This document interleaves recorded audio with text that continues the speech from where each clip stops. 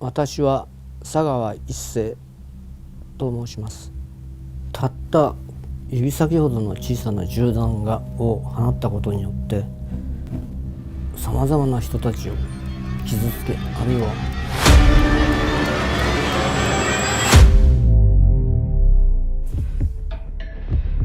मुजरिम कितना भी शातिर क्यों ना हो, कोई ना कोई सुराग जरूर छोड़ देता है। ये डायलॉग आपने जरूर सुना होगा। लेकिन जरा सोचिए, सबूत होने के बावजूद अगर कोई मुजरिम आम इंसान की तरह जिंदगी बिताता है तो आप किस पर उंगली उठाएंगे? कहानी है भारत से 7,300 किलोमीटर दूर पेरिस की, जहां पर एक खूबसूरत और जवान लड़की रेने हार्टवेल्ड सोरबॉन यूनिवर्सिटी में लिटरेचर पढ़ने आती है। अपनी रूममेट की हेल्प करने के लिए वो उसके रूम पर जाती है, पर कभी वापस नहीं आती। वो रूममेट था जापान से आया ईसे सगावा। देखने में तो वो आम इंसान ही था, पर वो किसी दरिंदे से कम नहीं था। पोएट्री के बहाने वो रेने हार्टवेल्ड को अपने रूम पर बुलाता है, और जब रेने हार्टवेल्ड पोएट्री पढ़ रही होती है तब पीछे से आकर अपनी राइफल से उसे शूट कर देता है।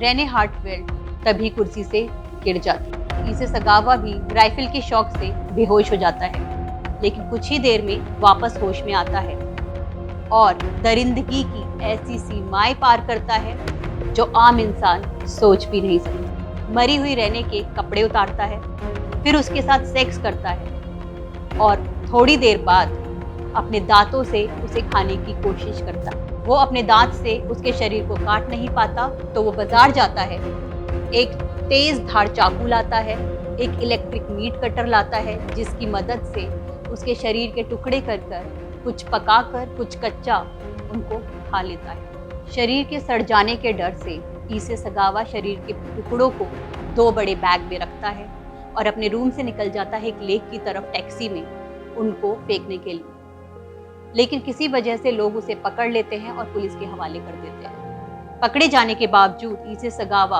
अपने देश जापान वापस जाता है और एक आम इंसान की तरह पूरी जिंदगी बिताता है।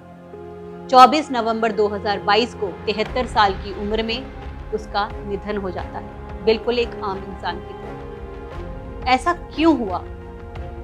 दरअसल पेरिस में पकड़े जाने के बाद ईसे सगावा को मेंटली अनस्टेबल घोषित किया जाता है और उसे मेंटल हॉस्पिटल में डाल दिया जाता है।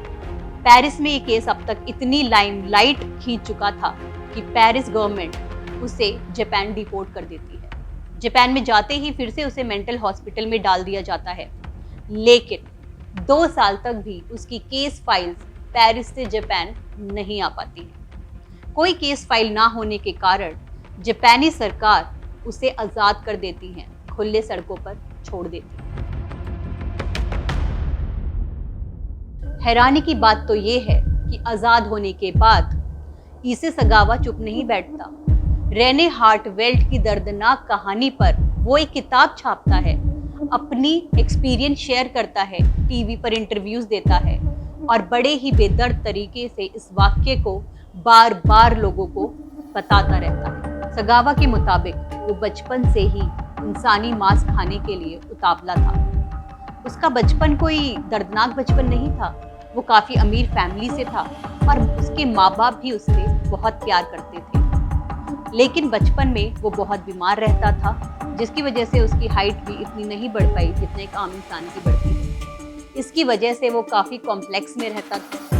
ज़्यादातर उसे लंबी और खूबसूरत लड़कियाँ पसंद आती थी और उनका मांस खाने की कल्पना वो हर रोज़ करता था, जिस काम को उसने पेरिस में अंजाम दिया। हैरानी की बात तो ये है कि जब ये घटना हुई तब वो 32 साल का था और उसके बाद 73 साल तक भी उसने कभी किसी और लड़की को मारने की कोशिश नहीं की। ईसे सगावा अपने किए पर पछतावा तो दिखाता था, लेकिन उससे जुड़ी कहानियाँ, उससे जुड़ा एक्सपीरियंस और उससे जुड़ी फोटोज बड़ी बेशर्मी से वो लोगों के साथ शेयर करता था। ये एक ऐसे हत्यारे की कहानी है जिसे सुनकर आपकी रूह कांप जाएगी। मैं हूँ अलका और क्राइम के पन्नों से ऐसे ही दिलचस्प और चौंकाने वाले किस्से आपको बताती रहूँगी। अपना ध्यान रखिए और खुश रहिए। ऐसे ही इंटरेस्टिंग अपडेट्स के लिए सब्सक्राइब करें जागतो भारत।